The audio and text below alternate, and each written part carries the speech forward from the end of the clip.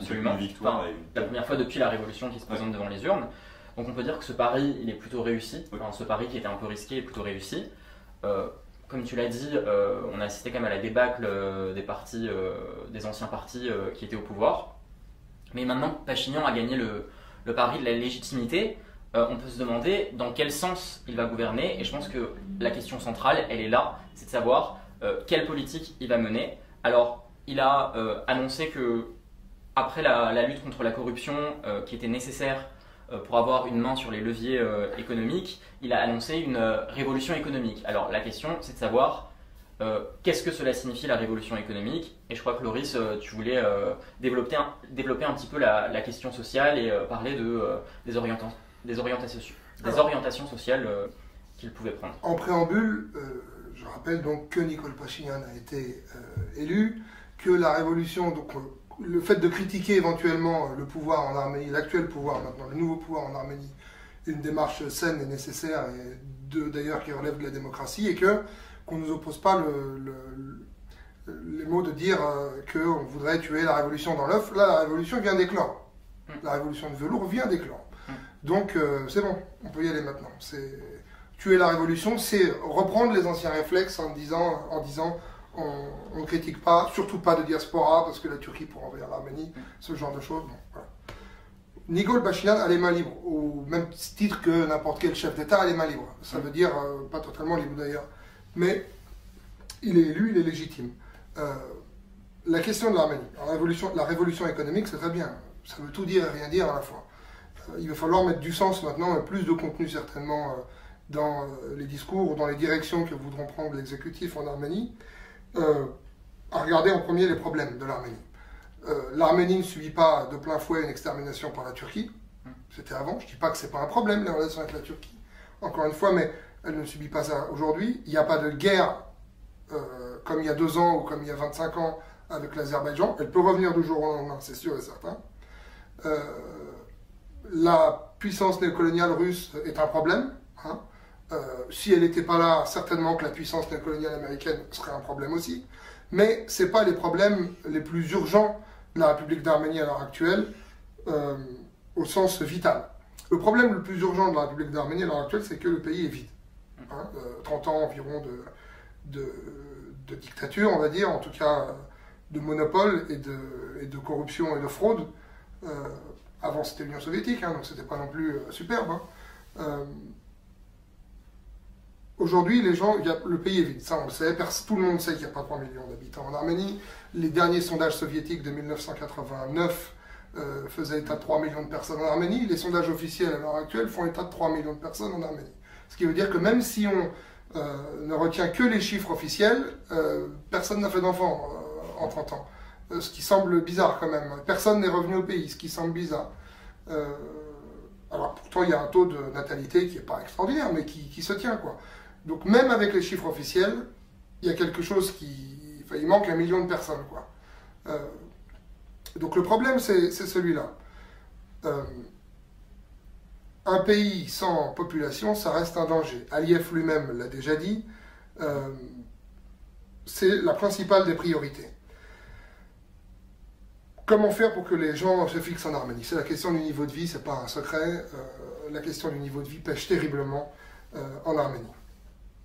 À ça, il faut voir clairement les chiffres économiques en Arménie.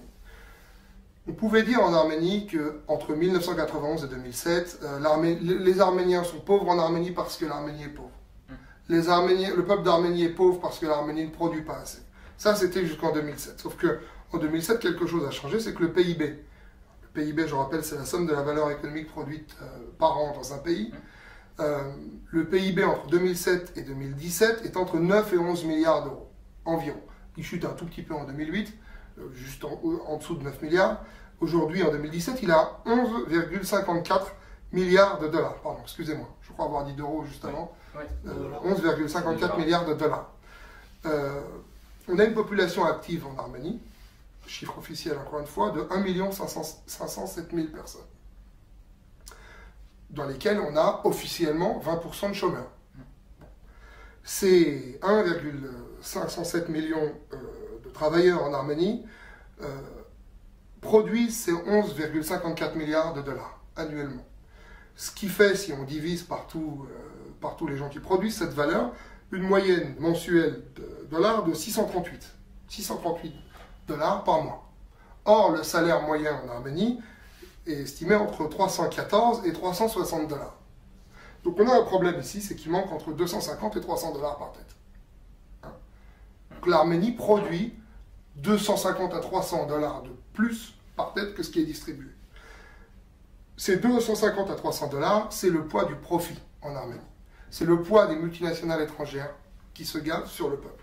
C'est le poids des entreprises néocoloniales russes, Gazprom et autres, Gazprom Bank aussi, qui se gavent sur la bête aussi. Et c'est le poids d'Arméniens aussi, hein, d'Arménie aussi, qui se gavent, qui font du profit sur la tête de leurs concitoyens.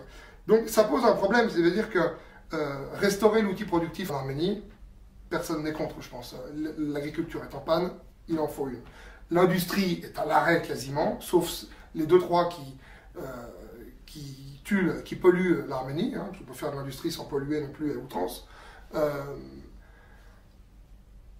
On peut restaurer l'outil de production autant qu'on veut. On peut passer de 11,54 milliards de dollars par an à 20 milliards. Très bien. Mais le problème, c'est le niveau de vie. Le problème, c'est l'inégalité entre les salaires. Et tant qu'on n'aura pas réglé ce problème-là, on peut suivre les conseils du FMI quand on est Nicole Pachinian. Il faudra me trouver un seul pays dans le monde dans lequel ça fonctionne, de suivre les exemples économiques du FMI. Je rappelle que ceux qui ont fait sortir l'Argentine de la crise à l'époque ont dit on a écouté tout ce que nous a demandé le FMI, on a fait l'inverse, c'est comme ça qu'on est sorti de la crise quand même. Et la Malaisie a fait pareil pour la crise asiatique et ils n'ont rien voulu écouter, c'est l'un des pays qui sont les mieux sortis. Donc, oui, donc on est maintenant dans un état démocratique. C'est tout récent. Mais la démocratie, il ne faut pas oublier que c'est un moyen. L'objectif, c'est de vivre mieux, de vivre bien même, et dignement. Justement, la contradiction avec ce que tu dis, c'est qu'en fait, Nicole Pachinian se présente plutôt comme un libéral économiquement. Et donc, enfin, on ne sait pas ce qu'il va faire, mais alors certes, ce qui est très bien, je pense, c'est déjà de lutter contre la corruption, parce que ça assainit forcément l'économie. Donc il y a déjà un manque, on avait un manque à gagner qui va être retrouvé. Mais par contre, sur la question du partage des richesses, etc., c'est là où on l'attend au tournant, je pense. C'est là où on va voir quelle va être sa politique sociale. Est-ce que... J'ai entendu que Nicole Pachinian avait dit qu'il n'aimait pas les ismes. Le libéralisme est un isme aussi. Bon, au-delà des formulations, on va dire, ou des belles phrases, il faut trouver des modèles. Et sans préconçu idéologique, hein, d'ailleurs. Hein, il faut aussi s'inventer son modèle. Il faut voir ce qui fonctionne, ce qui ne fonctionne pas. Il faut voir ce qui est un sens et ce qui ne fait pas sens. Et ce serait bien, encore une fois, de mettre du contenu. Je reviens juste sur 2 dernières choses. La question de la démocratie, c'est bien, mais j'ai pas envie, moi, qu'on se dise on a vidé démocratiquement le pays. C'est pas un objectif en soi, la démocratie, c'est un moyen. Alors, c'est une bonne chose, la démocratie. Hein. J'espère que personne n'est contre. Mais il faut maintenant... Il y a des personnes qui sont contre. Bien sûr qu'il y a des personnes qui sont contre. D'ailleurs, ceux qui ont fait des scores ridicules, pour une partie, étaient bien évidemment contre. On voit le score qu'ils ont eu aux dernières élections. Deuxièmement, je veux revenir sur ce même genre de parti qui, pour détourner un peu le peuple de ses intérêts directs, sème la peur à la division en proclamant comme ennemi de la nation, l'urgence nationale était la lutte contre les athées, les homosexuels, les féministes, les femmes. Bon, soyons clairs, en 2017, en 2018, 2019, pour dans quelques jours, l'ennemi de l'Arménie, le danger imminent pour l'Arménie, c'est ni les femmes, ni les féministes, ni les homosexuels, ni l'athéisme d'ailleurs. L'ennemi, c'est que les gens crèvent toujours à la faim. Et depuis quelques jours, de manière démocratique, et qu'il va falloir réinstaurer la notion d'égalité. Alors, de manière sociale, de manière sociétale aussi. En même temps, l'un n'est pas l'ennemi de l'autre. Je pense que c'est important d'en parler parce qu'il y a eu ces dernières semaines, avant les élections, une campagne de dénigrement un peu très intense à l'encontre tant des minorités sexuelles que des activistes féministes. Et je pense que c'est important de le dénoncer et de le dire. Mais c'est assez drôle quand même. Oui, absolument. Que quand les gens se disent maintenant on a des droits et on veut une démocratie, qu'il y ait les partis de l'ancien régime qui n'ont jamais fait de politique sociale, à part voler de l'argent, parce qu'il n'y a pas de politique sociale d'ailleurs, dire maintenant le problème c'est les homosexuels, ou le problème c'est les femmes qui ne veulent plus être battues, ou c'est les athées. Parti républicain. Je pense qu'il faudra qu'on soit tous collectivement vigilants sur ce point-là pour pas non plus qu'on vole, qu'on change, on déplace le débat social sur ces débats sociétaux qui sont évidemment très importants, mais qui ne doivent pas être instrumentalisés à des fins, pour qu'ensuite on puisse régresser sur ces questions-là. Et je crois que tu avais une deuxième remarque. C'est bon, c'était la deuxième, c'était la question sociétale. D'accord, très bien. Un point de vue sur ce qui vient d'être dit par Loris? Oui, grosso modo, enfin je vais pas reprendre, je suis d'accord grosso modo avec ce que Loris a déjà dit, mais c'est vrai que c'est bien d'avoir une démocratie, c'est vrai que c'est bien d'avoir dégagé les oligarques, c'est vrai que c'est bien d'avoir assez pour manger et pour vivre. Et ça, démocratiquement ou pas, quand on meurt de faim, on meurt de faim. Et il y a des gens qui soutiennent Nicole Pachinian, mais qui sont dans une situation extrêmement précaire, pour pas dire de pauvreté extrême parfois.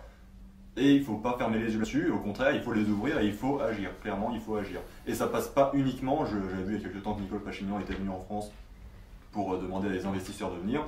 C'est très bien que des entreprises investissent, mais si c'est pour investir uniquement dans les grandes villes, en particulier à Yerevan, mais que ça ne profite pas du tout aux gens des campagnes, ça sera pas suffisant. Si c'est pour investir que dans des grands groupes, ça ne sera pas suffisant. Je ne dis pas qu'il ne faut pas du tout investir dans les grands groupes, mais c'est bien d'avoir des choses qui soient assez mesurées et qui profitent à tout le monde, et pas qu'à une poignée qui peut changer, qui peut être des oligarques et qui deviendraient une classe moyenne, mais que ça profite à tout le monde.